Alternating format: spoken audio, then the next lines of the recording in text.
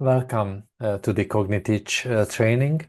In this session, I will speak about experiential learning in primary education, how experience-oriented learning plays a role in cognitive development.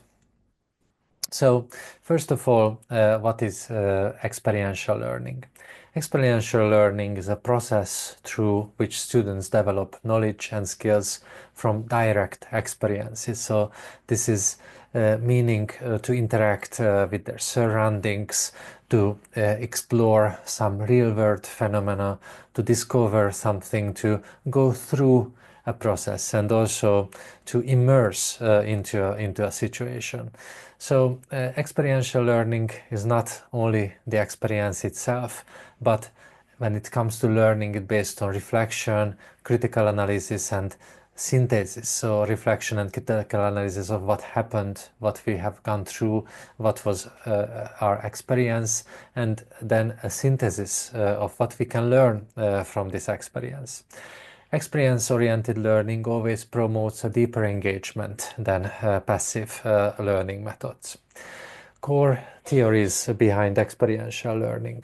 So one of the most important background is, of course, Piaget's constructivism. So Piaget, as a forerunner of psychology, developmental psychology, he really thought critically about the role of experiences in his constructive pedagogy. Dewey brought it forward and also thought about the learning as doing, learning as acting, learning by doing ideas. So how experiences play a very important role in the person's development. And then when it comes to modern pedagogical theories, it was Kolb who came up with the experiential learning theory in the 80s. So Kolb defined even a learning cycle based on the experience-oriented learning. So it starts with the concrete experience. It continues that how do we reflect, how do we observe this experience, and then what kind of abstractions, what kind of conceptualizations we can build on these experiences, and then we can try our learning, our impressions in active experimentation, and then the whole process can be started again and again, defining finer and finer learning outcomes.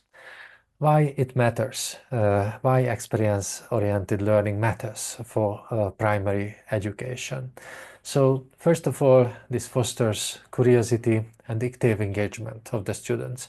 It also can support individual learning styles. Each student might have individual approach, individual interest, individual ways of learning.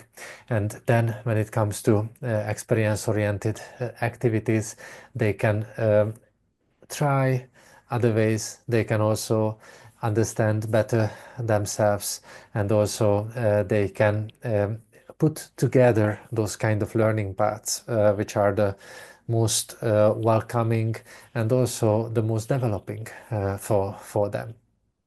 Experience-oriented learning also helps to build foundational skills through activities, through doing. So, as Kolb defined, then it was already seen that how experiential learning improves retention, that we can better remember our experiences than just to information. And it's also a better context for critical thinking. It also supports development of identity and competence. There is also a positive impact on teachers' identity. So experience-oriented learning maybe also requires a different setting, not only for the student, but also for the teachers. So it's very important to always think about meaningful tasks related to experiences. Never forget to reflect on what has happened, what we have gone through in the learning process, and always give a main role for the active involvement, and also let space, let opportunity for developing personal connections to the tasks. So, for example, if your school has a garden, that's a garden not only in connection with science, but even with art and like a holistic learning place can be developed in that garden, and that can be a really good place for experience-oriented learning. Or just taking a walk, that can be interesting addition to usual classroom practices, interviewing with locals, taking photos, taking videos, exploring multiple layers of locations, of spaces, of places, and then documenting our experiences in unusual ways or multiple ways that can be really helpful to boost learning experiences. However, also in the classrooms, experience workshops and experience opportunities can give a lot of possibilities. So how we can incorporate role plays, simulations, project-based learning related aspects, collaborative group tasks, and different ways of reflecting on the learning content that can be considered. This approach really redefine the role of the teacher as well.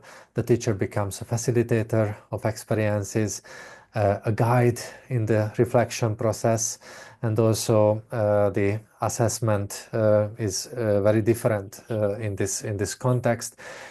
Teachers can also help to build different models of reflective practices as part of the learning.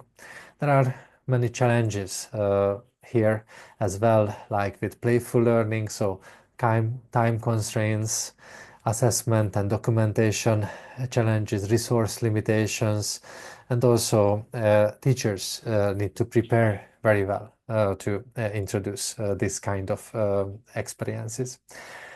But don't be afraid. So don't be afraid to take small steps, small scale projects. Don't be afraid to involve your colleagues. Also to introduce some flexibility in your context. It can pay off very well.